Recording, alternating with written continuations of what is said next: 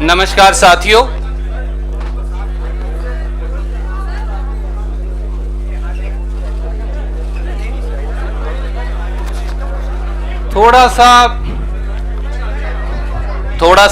बहुत सारे साथी जो पत्रकार नहीं हैं वो भी इस हॉल में आ गए हैं।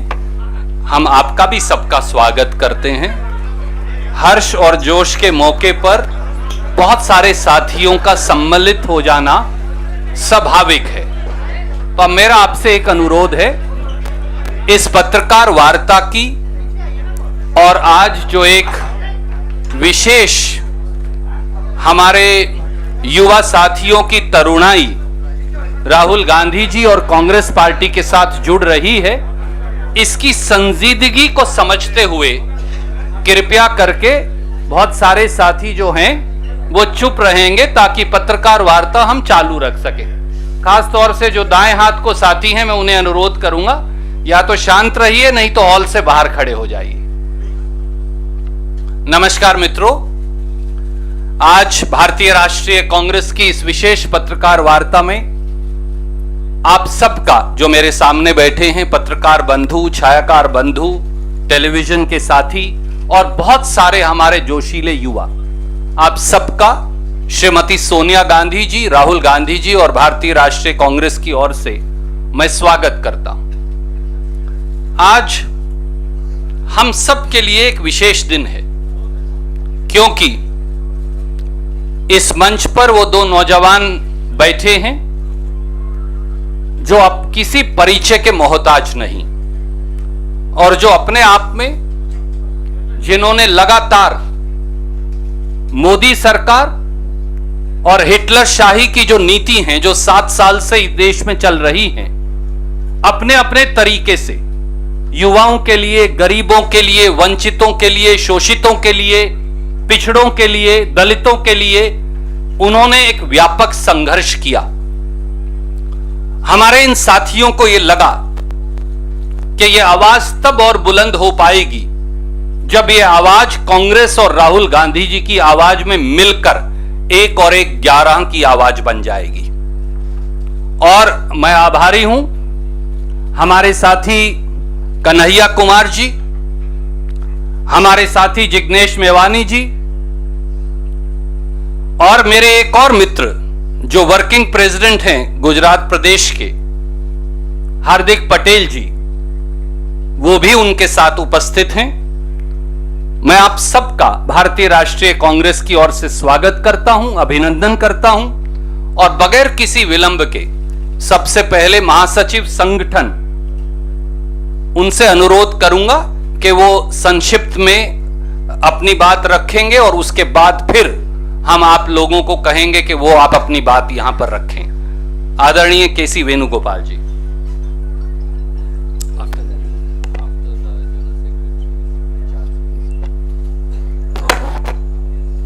Dear friends,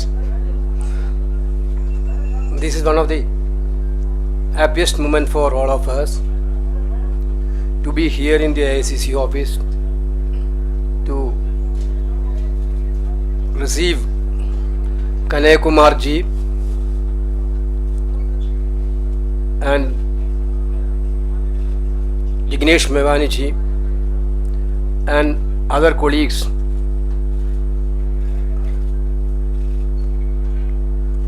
Already Randeep ji told you that Kanhaiya Kumar actually is a symbol of fighting freedom of expressions in this country. The way in which he fought against the fundamentalism throughout his student education time, the country witnessed. There was that type of young personality is joining Congress, will enthusiast entire cadre of the Congress party all over India. We are very much thankful to Kanhaiya Kumar on behalf of All India Congress Committee. We are wholeheartedly welcoming Kanhaiya Kumar ji to this grand old party. Of course, it's indeed happiness. Jignesh ji is also here, who is also fighting for the same cause which Congress is fighting. Jignesh ji, through his activities, through his interventions, already proved that he also believed the Congress ideology to carry everybody for the future. Other colleagues are all here who are worked with Kanhaiya Kumar ji and Jignesh ji. Definitely, it will give a very strong message to the country that young generation, those who are fighting for the needy people, poor people, those who are fighting for freedom, those who are fighting for non-violence, they must enthusiast through this entry of our young leaders to the Congress party. Honorable former Congress President Rahul Gandhi already met these young leaders, and he also expressed his happiness to these people for them being in the Congress party. Definitely, coming days, we will look forward with work with Kanhaiya Kumar ji and Jignesh ji, others, to defeat the fundamental fascist forces of the country which is ruling in India. Thank you. Thank you. Before I request Kanhaiya ji and Jignesh ji, may I request our in charge of Bihar, Bhakta Charan Das ji, to say a few words. After this.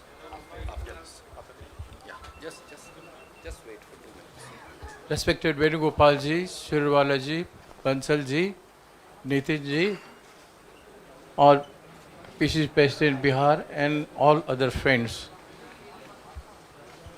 आज हमारे लिए बहुत ही उत्साहजनक दिन है कि आज शहीद भगत सिंह जी के जयंती पर एक ऐतिहासिक निर्णय कांग्रेस पार्टी भी लिया और कन्हैया जी और जिग्नेश जी भी लिए हैं, और उनको सम्मान करके माल्यार्पण करके हमारे आदरणीय नेता श्री राहुल गांधी जी के नेतृत्व में वहाँ पर माल्यार्पण करके उसके बाद राहुल जी उनको भारत के संविधान का भेंट किए हैं हमारे कॉन्फ्रेंस हॉल में।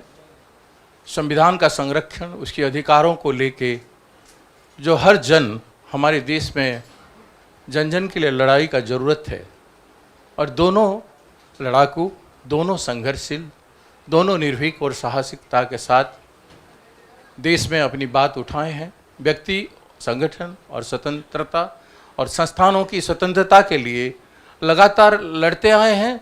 कमज़ोर वर्ग और बेबस बेसहारा के लिए आवाज़ बने रहे हैं। तो जिस तरह से आदरणीय राहुल गांधी जी के दिल में गरीब और कमज़ोर वर्ग के लिए दर्द है, जिस तरह से राहुल जी अपनी बात उठाते हैं साहसिकता के साथ, हर इशू में अपनी मुद्दा को, अपनी बात को रखते हैं, देश के हित में, किसानों के हित में, दलित, आदिवासी और पिछड़े वर्ग के हित में, महिलाओं के हित में। उसी तरह से एक विचारधारा जो आज जिग्नेश मिगलानी जी का है और कन्हैया जी का है, विचारधारा में मिलन है। कई दिनों से कई बार मेरे जानने में ये डायलॉग में रहे हैं, आदरणीय हमारे नेताजी के साथ और राहुल जी के साथ, और ये राहुल गांधी जी के विचारधारा के साथ एक मत होके हर बिंदुओं पर, चाहे संविधान के ऊपर हो, चाहे लोगों के प्रति उनका दुख दर्द में साथ देने की हो, लड़ाई लड़ने की हो, निर्भीकता के ऊपर हो और संविधान का संरक्षण के ऊपर हो, उस सारे में एक लाइक माइंडेड नेचर चरित्र देखा गया है और एक मजबूत कड़ी की तरह वो कांग्रेस के साथ जुड़े हैं। दोनों के दोनों हमारे लिए, कांग्रेस पार्टी के लिए और देश के लिए एक बहुत बड़ा योगदान करेंगे, यही आशा हमारा है। और इन्हीं बातों के साथ मैं दोनों को स्वागत करता हूं कांग्रेस पार्टी में। और बिहार की धरती पर कन्हैया जी के लिए बहुत बड़ा संघर्ष इंतजार कर रहा है और जिग्नेश जी के पर भी पूरे देश भर में हमारे नितिन रावत जी दलित वर्ग के लिए जो लड़ाई लड़ रहे हैं, उसी लड़ाई को, पूरे दलितों की लड़ाई को देश भर में आगे ले जाने के लिए उनमें भी जो हिम्मत है, उस हिम्मत के साथ वो योगदान करेंगे। यही आशा के साथ मैं अपनी बात का समापन करता हूँ। शुक्रिया भक्ताचरण दास जी। और अब जिसका हमें इंतजार था, मैं सबसे पहले अनुरोध करूँगा श्री केसी वेणुगोपाल जी से, श्री पवन बंसल जी से कि वो कांग्रेस का तिरंगा पटका कन्हैया कुमार जी को पहनाकर उनका औपचारिक स्वागत कांग्रेस पार्टी में करें।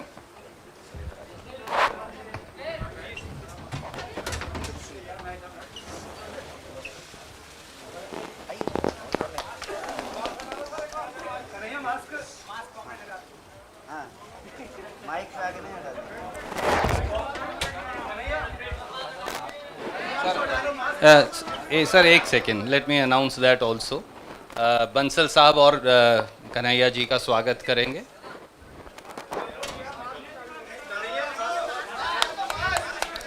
और मैं अब अनुरोध करूंगा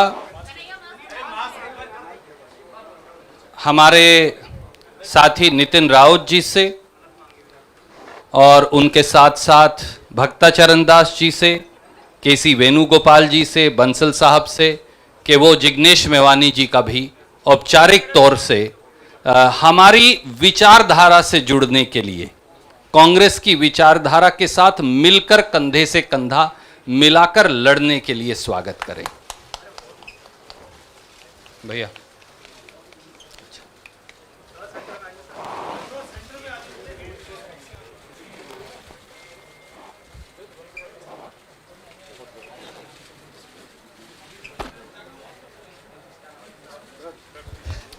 बहुत शुक्रिया। और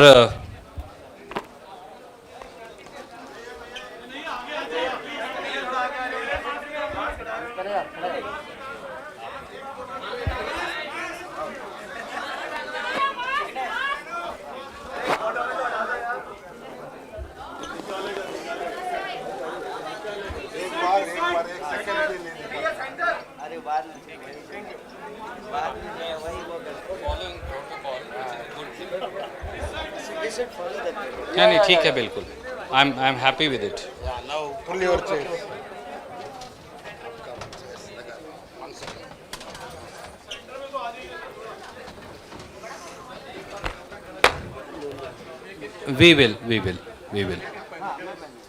वी विल आप थोड़ा सा इंतजार कीजिए।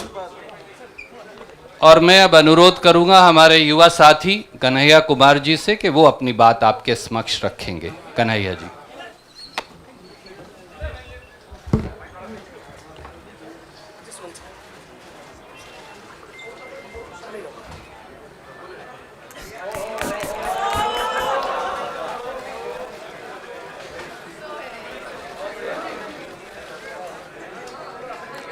सबसे पहले इस संवाददाता सम्मेलन में आए हुए मैं अपने सभी पत्रकार साथियों का, और मैं देख रहा हूं कि कुछ ऐसे दोस्त भी हैं जगह की कमी के चलते कमरे में आ नहीं पाए हैं लेकिन सुन रहे हैं बाहर खिड़कियों से।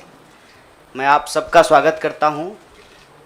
और मंच पर उपस्थित AICC ऑर्गेनाइजेशन के जनरल सेक्रेटरी वेणु जी, जनरल सेक्रेटरी सुरजेवाला जी, SC डिपार्टमेंट के चेयरमैन नितिन राउत जी, बिहार के प्रभारी भक्तचरण दास जी, बिहार के अध्यक्ष मदन मोहन झा जी, और कांग्रेस पार्टी के ट्रेजरर पवन बंसल जी, हमारे युवा साथी और गुजरात कांग्रेस के वर्किंग प्रेसिडेंट भाई हार्दिक पटेल जी, और हमारे आंदोलन में कदम से कदम मिलाकर हर घड़ी हमारा साथ देने वाले हमारे साथी बडगाम से निर्दलीय विधायक साथी जिग्नेश मेवानी जी, मैं आप सबका आभार व्यक्त करता हूं। और मैं अपने पत्रकार साथियों से कुछ चीज़ों को लेकर मुखातिब हूं। उससे पहले आज ये एक ऐतिहासिक दिन है। आज शहीद आज़म भगत सिंह की जयंती है। लोग शहीद होते हैं, भगत सिंह शहीद आज़म हैं। शहीद आज़म इसलिए हैं कि आज हम लोग जहां माल्यार्पण करने के लिए गए थे, शहीद पार्क, वो शहीद पार्क एक ऐतिहासिक पार्क है। वो हिस्सा है फिरोज शाह कोटला फोर्ट का, जहां पर चंद्रशेखर आज़ाद जी की अध्यक्षता में हिंदुस्तान रिपब्लिकन आर्मी की गुप्त मीटिंग हो रही थी। अंग्रेज़ों के ज़माने में क्रांतिकारी छुपकर मीटिंग किया करते थे।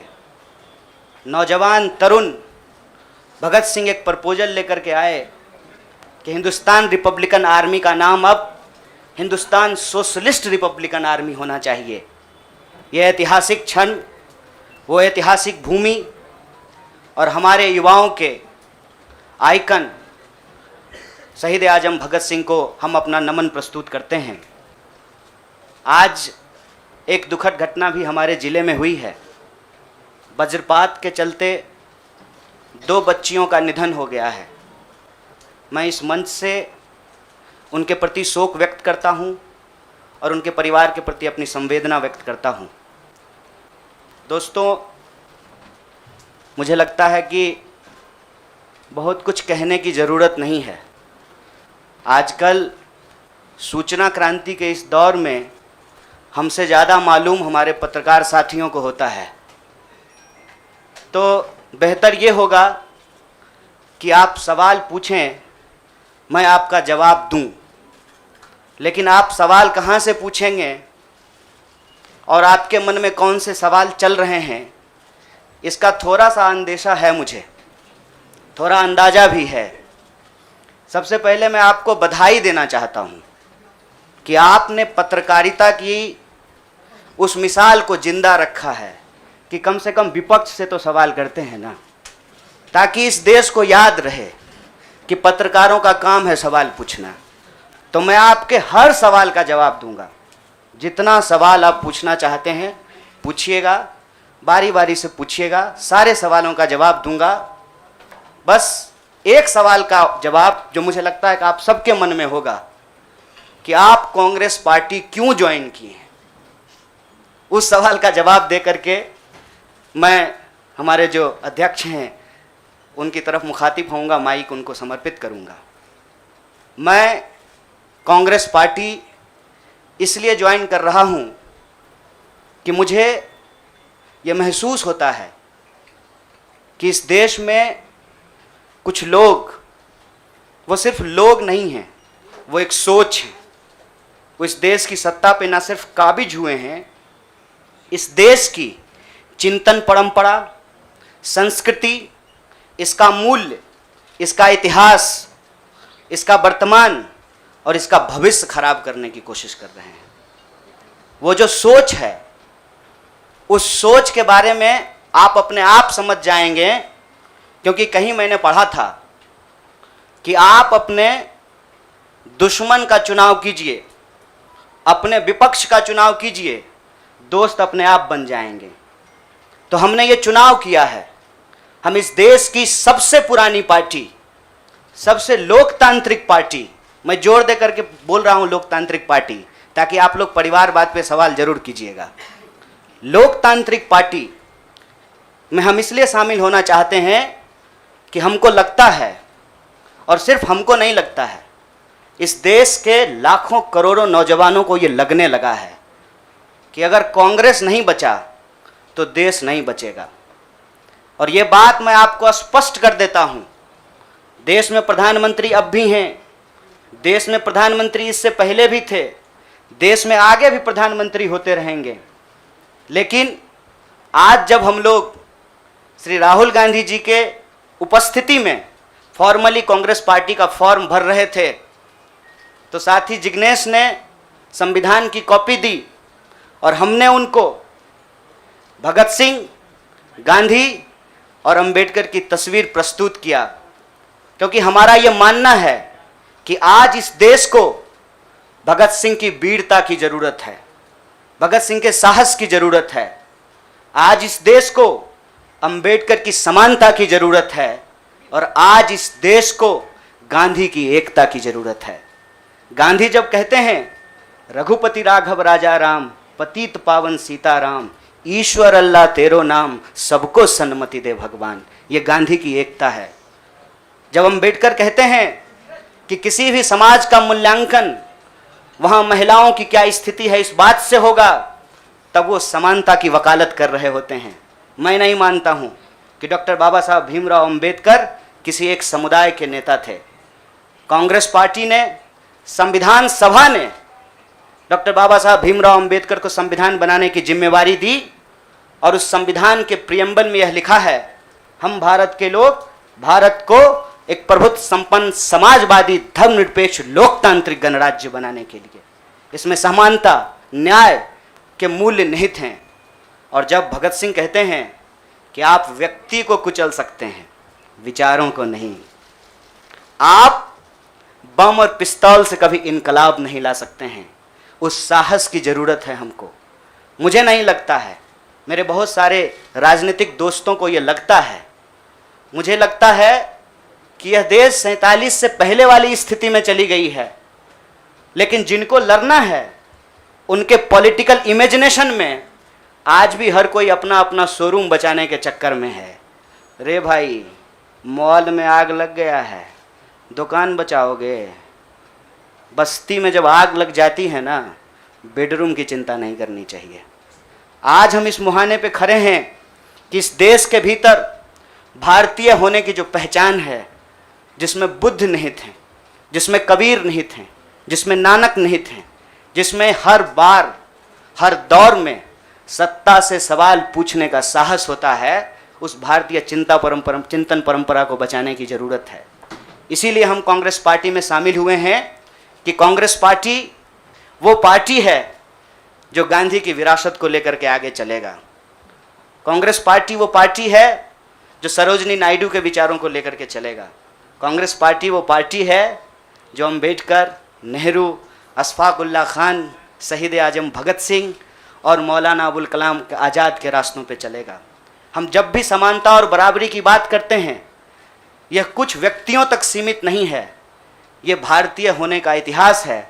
और इस भारतीय होने के इतिहास को अपने आप में यदि कोई समेटे हुए है तो देश की सबसे पुरानी पार्टी है। और जो लोग कह रहे हैं विपक्ष कमज़ोर हो गया है, यह सिर्फ विपक्ष के लिए चिंता की बात नहीं है। यह मैं नहीं कह रहा हूँ, कोई शास्त्र, कोई किताब उठा करके देख लीजिए। जब विपक्ष कमज़ोर हो जाता है, सत्ता तानाशाही रुख अख्तियार कर लेती है। इसीलिए देश की सबसे बड़ी विपक्षी पार्टी, मैं कोई गुनागणित नहीं कर रहा हूँ, लेकिन मुझे यह बात सीधे तौर पे समझ में आ रही है कि देश के लोकसभा में 545 सीट हैं, 200 लगभग सीट ऐसे हैं जहां भाजपा के सामने कांग्रेस के अलावे कोई विकल्प नहीं है।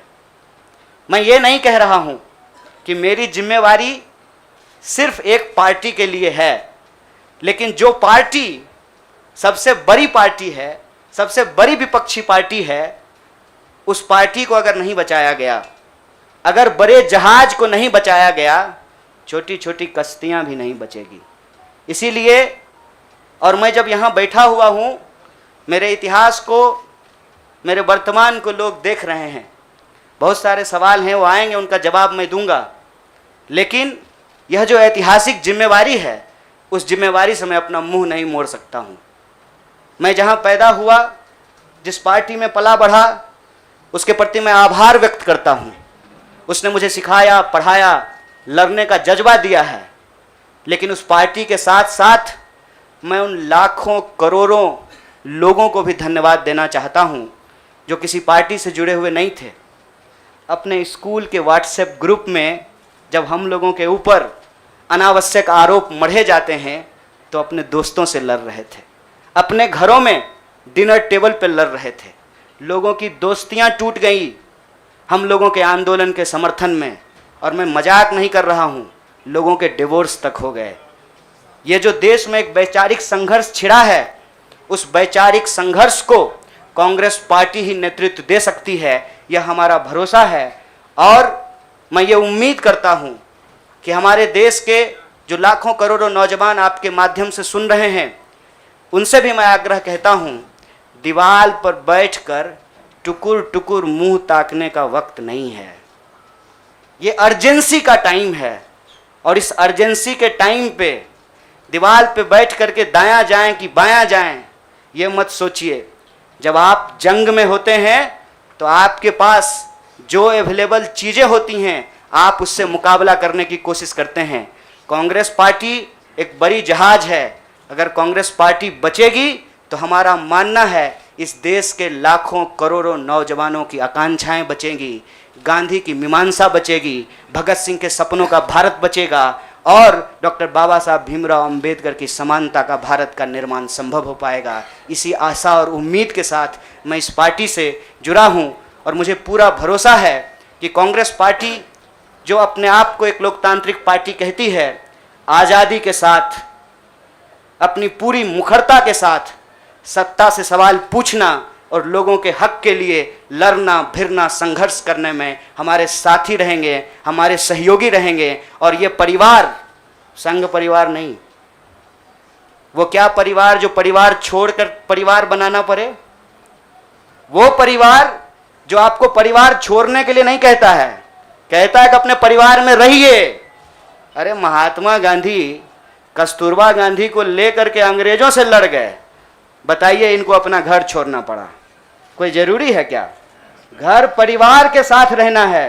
डॉक्टर बाबा साहब भीमराव अंबेडकर भी अपने परिवार के साथ रहते थे। आप जितने बड़े लोग हैं उनका इतिहास उठा करके देख लीजिए, सब लोग अपने परिवार के साथ रहते थे। वो परिवार छोड़ करके बनने वाला परिवार नहीं। न्याय बराबरी और संघर्ष के लिए इस परिवार में मैं शामिल हुआ हूं। सभी सदस्यों के प्रति देश के अंदर फैले हुए लाखों करोड़ों कार्यकर्ताओं को अपना आभार व्यक्त करता हूं। बहुत बहुत शुक्रिया, बहुत बहुत धन्यवाद। शुक्रिया। मैं अब जिग्नेश भाई से प्रार्थना करूंगा कि वो अपनी बात कहेंगे। जिग्नेश जी आ जाएगा।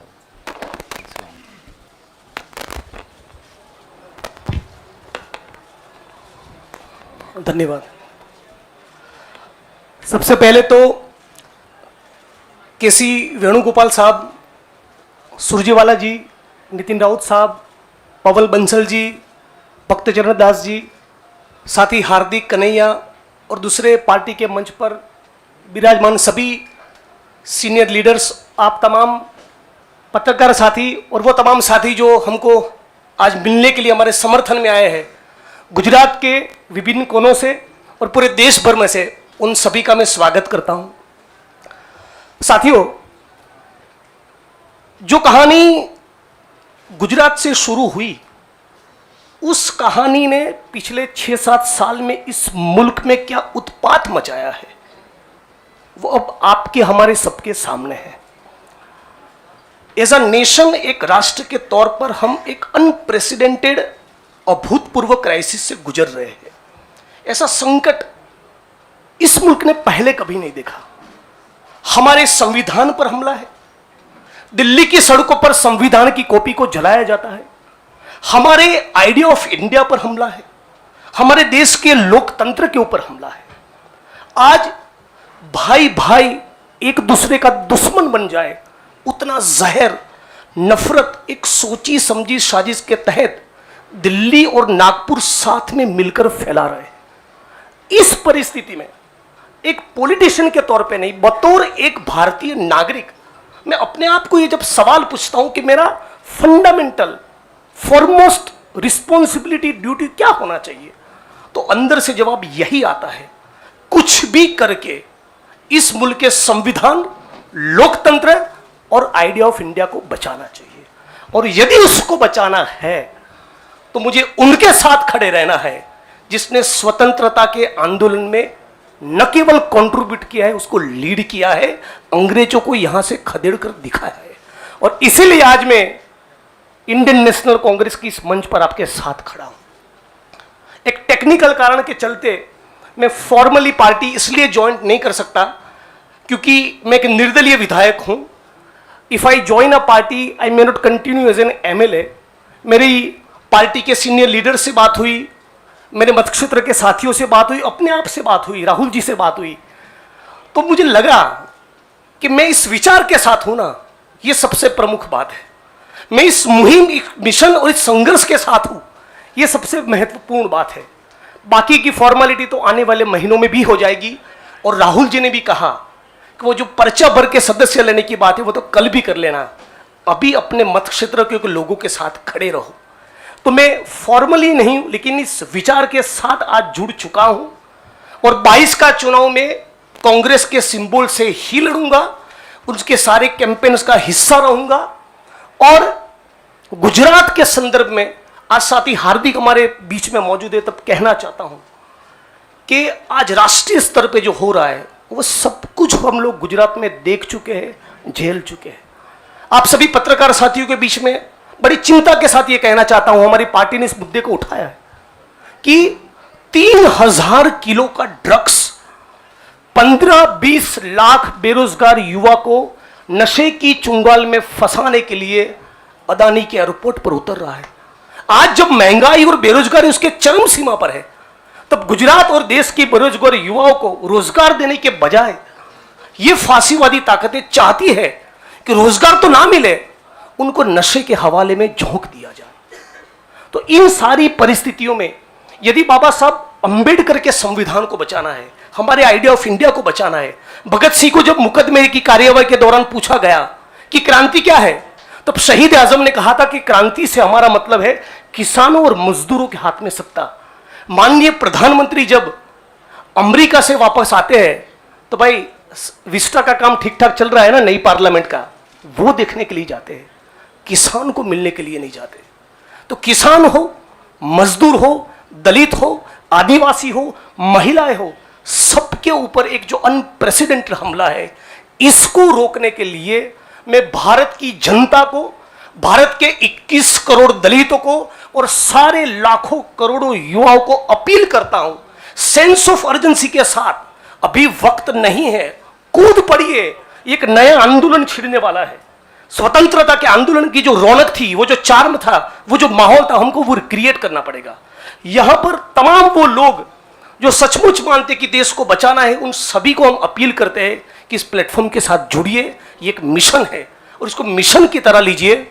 और मुझे पूरी उम्मीद है, जैसे कि साथी कन्हैया ने बचाया, कि डेमोक्रेसी के हमारे इस मुल्क में बहुत डीप रूट्स है, पार्टी के भी डीप रूट्स है। तो साथ में मिलकर हम लोग लड़ेंगे, संघर्ष करेंगे और इस मुल्क को बचा पाएंगे। आप तमाम साथियों का मैं दोबारा स्वागत करता हूं और दोबारा इस प्लेटफॉर्म के माध्यम से पूरे देश की जनता को अपील करता हूं, सेंस ऑफ अर्जेंसी के साथ तुरंत जुड़िए। एक बहुत जबरदस्त माहौल हम लोगों को खड़ा करना चाहिए। मैं साथी हार्दिक, कन्हैया और दूसरे यंगस्टर्स के साथ पूरे देश में हम लोग जाएंगे और हजारों लाखों युवा इस प्लेटफॉर्म में जुड़े, आईएनसी के साथ जुड़े, कांग्रेस पक्ष के साथ जुड़े, इसके लिए लग जाएंगे। आप तमाम साथियों का शुक्रिया। अभी आप एक मेरे मित्र ने कुछ बात कही थी, मैंने सोचा मेरी तो मानते नहीं, शायद छोटे की मान लें। All right, then we will go to somebody who, yes ma'am, we'll begin with you.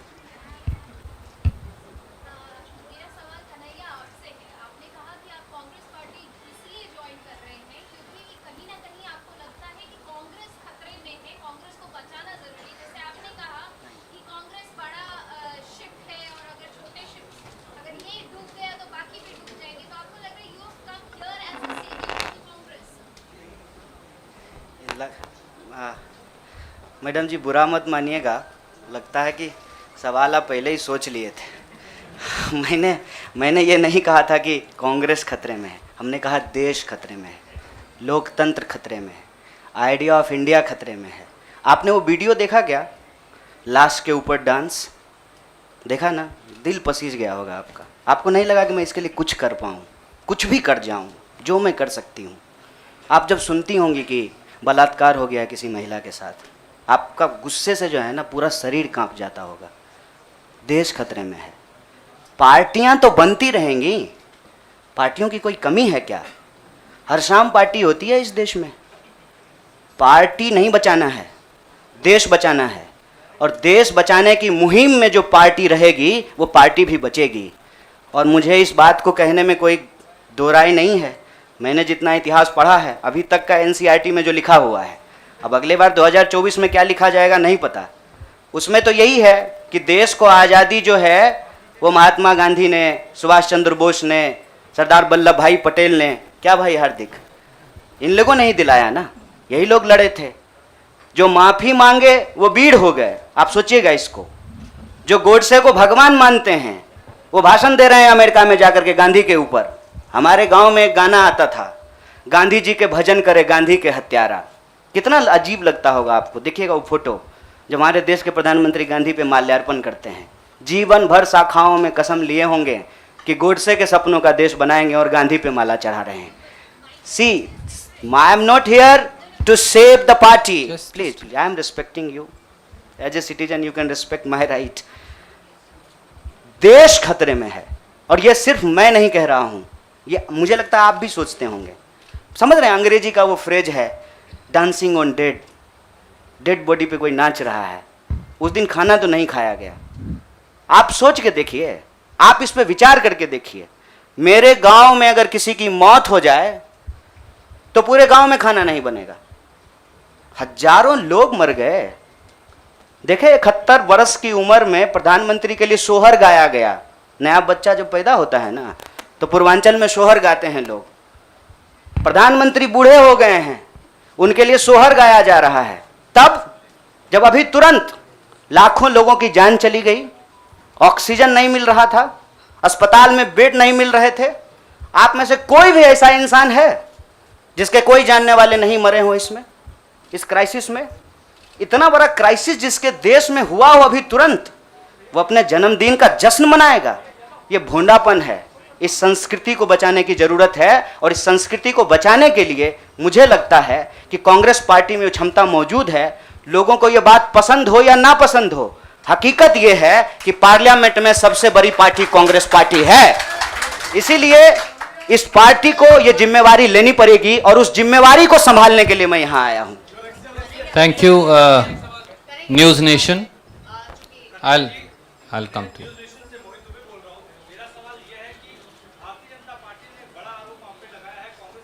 Janata party का आरोप को कौन पूछता है? आपका कोई आरोप है मेरे ऊपर? भारतीय जनता पार्टी को मैं सीरियसली नहीं लेता हूं। आपका कोई आरोप है? आप सवाल पूछिए। साहब, जो साथी पीछे खड़े हैं, थोड़ा आप शांति का दान दीजिए प्लीज। अरे भैया प्लीज, दुबे जी आप पूछिए please, ask your question quickly.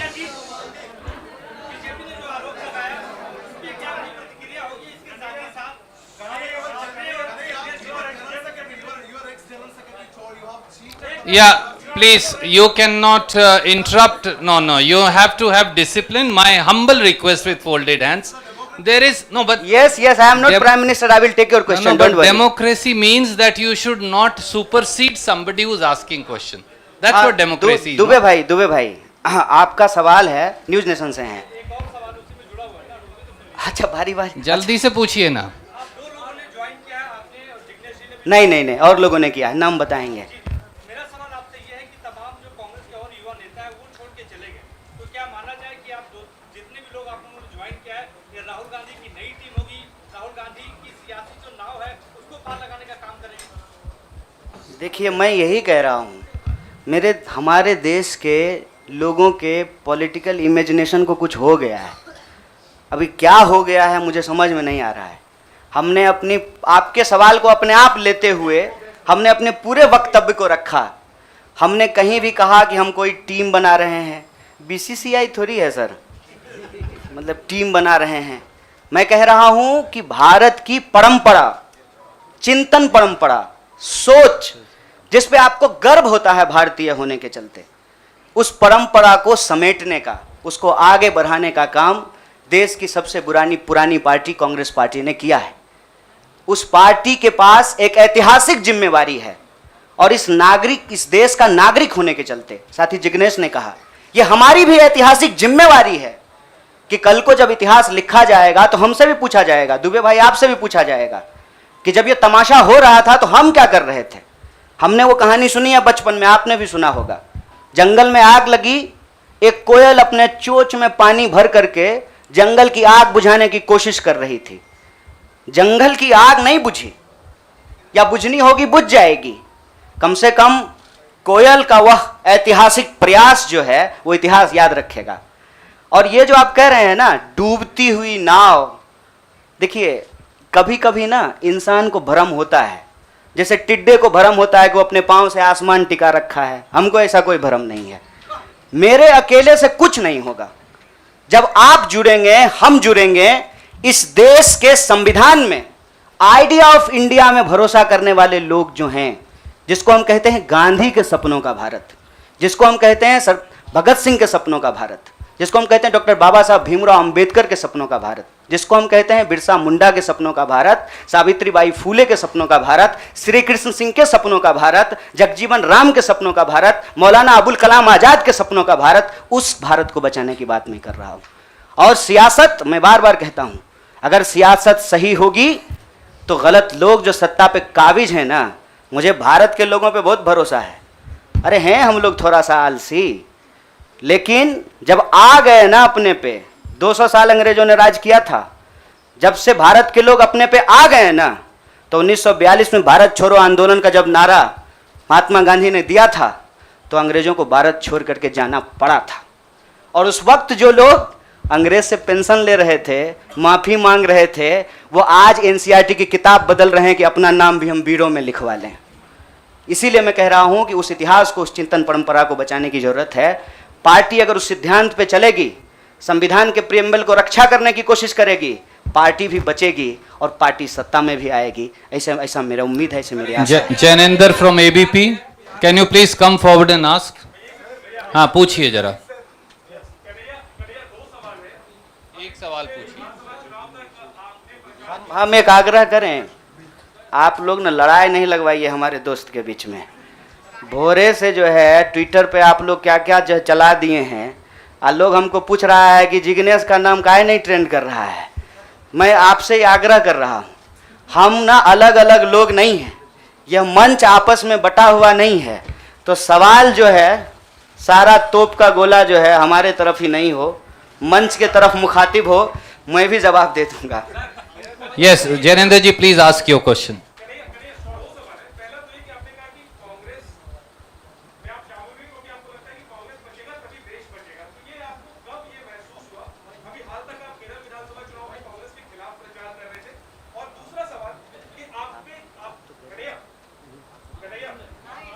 हाँ सुन रहे हैं। दूसरा सवाल ये कि आपको लेफ्ट के भविष्य के चेहरे के तौर पर देखा जा रहा था, और जब आप कांग्रेस पे आ गए, आपको क्या लगता है भारत की राजनीति में फिलहाल क्या लेफ्ट अप्रासंगिक हो गई है? मैं चाहता हूँ दोनों पे डिटेल करें। बड़ा जैनेंद्र भाई बड़ा वैचारिक सवाल पूछे हैं, बहुत बहुत शुक्रिया जैनेंद्र भाई। एक तो देखिए, हमारी जो ये नई पार्टी है, इस पार्टी के जो संगठन के महासचिव हैं वो केरल से ही हैं। इनसे आप चाहें तो अकेले में भी पूछ लीजिएगा, कांग्रेस पार्टी के खिलाफ हमने एक शब्द नहीं बोला था। हम कांग्रेस पार्टी के खिलाफ भी बोले हैं, लेकिन केरल के विधानसभा चुनाव में नहीं, जेएनयू के प्रेसिडेंशियल स्पीच में बोले थे। देखिए, हमको हमारा इतिहास पता है और हम यही कहते हैं, इतिहास को तोड़ा और मरोड़ा नहीं जा सकता है। इतिहास इतिहास होता है। इतिहास कोई कागज पे लिखे हुए शब्द होते हैं कि आप उसको जो है इरेजर से मिटा दीजिएगा। केरल के विधानसभा चुनाव में कांग्रेस पार्टी के खिलाफ नहीं बोले थे। आपने पूछा कि कब इसको आपको ऐसा महसूस हुआ। देखिए, महसूस तो मुझे राजनीति में आए हुए 18 साल हो गए हैं, और मैंने हमेशा ये महसूस किया कि कहीं ना कहीं इस देश की जो राजनीतिक विरासत है वो भटक गई है। भूल भुलैया नहीं होता है, राइट लेफ्ट सेंटर घूमने लगा है, और पता ही नहीं चल रहा है कि एक्चुअल आइडियोलॉजिकल पोजिशनिंग कहाँ है, उसके थ्रेड्स कहाँ पे हैं। तो मैं जनेंद्र भाई, आपने वैचारिक सवाल पूछा है, एक ऐतिहासिक तथ्य आपसे साझा करता हूँ। मैं ऑल इंडिया स्टूडेंट फेडरेशन का मेंबर था कल तक। वो ऑल इंडिया स्टूडेंट फेडरेशन 1936 में बना, और उस इतिहास जाकर के देख लीजिएगा। उसका जो इनॉग्रल सेशन था, पंडित जवाहरलाल नेहरू का उसमें भाषण हुआ था, और उस वक्त देश के जितने भी नौजवान थे, सुनने में थोड़ा अजीब लग सकता है हमारे कुछ साथियों को, लेकिन अपने विद्यार्थी के होने के ज़माने में अटल बिहारी वाजपेयी भी शामिल हुए थे, बाद में निकाल दिया गया था। मतलब अंग्रेजों के खिलाफ जो छात्रों का संघर्ष हो रहा था, सभी विचारधारा के लोग उसके सदस्य थे। और आपने जो वैचारिक सवाल पूछा कि आपको लेफ्ट के भविष्य के रूप में देखा जा रहा है, कौन कह रहा है कि लेफ्ट का भविष्य खराब हो गया है? व्यक्ति आते हैं और जाते हैं, संगठन हमेशा व्यक्ति से बड़ा होता है। व्यक्ति की अपनी एक भूमिका होती है, उस भूमिका को वो अपनी क्षमता से निभाने की कोशिश करता है। मैं आपको बता दूं, जहां जिस पार्टी से आप मेरा संबंध जोड़ रहे हैं, मैं वहां पैदा हुआ हूं। मेरे भीतर सोचने, समझने, लड़ने की जो क्षमता है, यह उसके ट्रेनिंग का हिस्सा है और मुझे इस बात का गर्व है। लेकिन वहाँ जो लड़ने का तरीका है और जिस तरीके से वो लड़ रहे हैं, मुझे लगता है आज जो देश की स्थिति है उसमें उसके स्पीड को बढ़ाने की ज़रूरत है, और जो वैचारिक संकीर्णता है उसको तोड़ने की ज़रूरत है। मैं आपको एक बात बताना चाहता हूँ। मैं अपने कई साथियों से पूछा कि क्या भगत सिंह की जयंती देश के सभी संगठनों को नहीं मनाना चाहिए, और क्या गांधी की तस्वीर सभी संगठनों के कार्यालय में नहीं होना चाहिए? ये हमारा इतिहास है, ये हमारी विरासत है। कुछ लोग बहुत चालाकी से विचारधारा की खोल में यह जो हमारी ऐतिहासिक विरासत और परंपरा है, इसको आपस में उलझाने की कोशिश करते हैं। एक बड़ा पॉपुलर डिबेट है मीडियम और मीन्स का, साध और साधन का, हिंसा और अहिंसा का। तो मैं आपके सामने इस सदन के समक्ष यह बात कहता हूं, जब भगत सिंह कहते हैं कि बम और पिस्तौल इनकलाब नहीं ला सकता है, मतलब भगत सिंह हिंसा का निषेध कर रहे हैं, वायलेंस को निगेट कर रहे हैं। और जब बापू कहते हैं, महात्मा गांधी कहते हैं करो या मरो, मतलब वो व्यक्ति के ऊपर होने वाली हिंसा को स्वीकार कर रहे हैं और अहिंसा को निगेट कर रहे हैं। देश की अर्जेंसी क्या है, इस बात को समझिए। और देश की अर्जेंसी ये है कि आप पैदा कहीं भी हुए हों, अगर गांव में आग लगी है, आप अपने दरवाजे के बाहर डंडा लेकर के गेटकीपर बन करके खड़ा हो जाएंगे कि घुसने नहीं देंगे, निकलने नहीं देंगे, तो आपका घर भी नहीं बचेगा, बेडरूम भी नहीं बचेगा। इसलिए समझदारी इस बात में है कि आपसी जो नाराजगी है, आपसी जो वैचारिक मतभेद है, उसको किनारा कीजिए और बस्ती बचाने के लिए इकट्ठा होइए, क्योंकि ये देश हम सबका है। इसीलिए लेफ्ट राइट का जो क्वेश्चन है ना, वो अप्रासंगिक इसलिए हो गया है कि आज आपको वैसे आदमी के साथ सामना करना पड़ रहा है जो हमारे जमाने का गोविंदा है, ड्रेस बदलते रहता है। इसीलिए इस वैचारिक भ्रम में नहीं पड़िए, देश बचाइए, संविधान बचाइए, यही हमारा लक्ष्य है। Siddharth from ANI। Siddharth please go ahead and ask. Siddharth सवाल पूछिए प्लीज। जिग्नेश जी जवाब देंगे।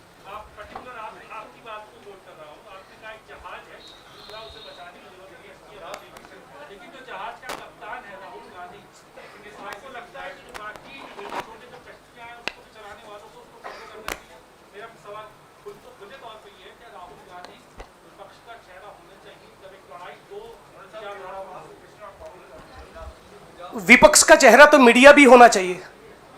विपक्ष का चेहरा वो तमाम लोग होना चाहिए जो आइडिया ऑफ इंडिया और इंडियन कॉन्स्टिट्यूशन में बिलीव करता है, उसको प्रोटेक्ट करना चाहते हैं। पीरियड।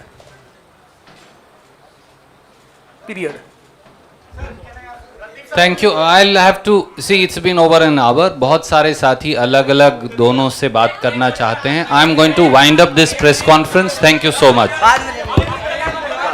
हम बाद में आके हमसे ले लीजिएगा।